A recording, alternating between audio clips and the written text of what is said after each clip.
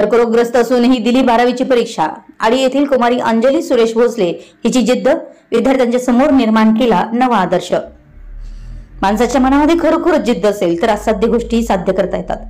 या जिद्दीच्या जोरावर आडी येथील कुमारी अंजली सुरेश भोसले ही विद्यार्थिनी हुडकिंग लिम्फोमा म्हणजेच कर्करोगग्रस्त असून देखील 12वीची परीक्षा देऊन विद्यार्थ्यांच्या समोर एक नवा आदर्श निर्माण केलाय।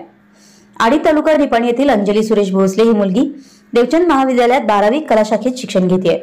गेल्या 1 वर्षापासून ती कर्करोगावर उपचार घेते।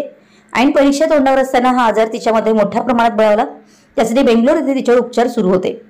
11 फेब्रुवारी 2025 पासून 11 मार्च 2025 पर्यंत महाराष्ट्रात 12वीची परीक्षा होणार आहे। बोर्ड परीक्षा सुरू झाल्याने 12वीची परीक्षेत कशा पद्धतीने सामोरं जायचं असा प्रश्न कुटुंबियांना पडलेला होता। मात्र जिद्दीच्या जोरावर अंजली ही आजारातून सावरत 12वीची परीक्षा देते। तिच्या या जिद्दीचं सर्वत्र कौतुक होत आहे।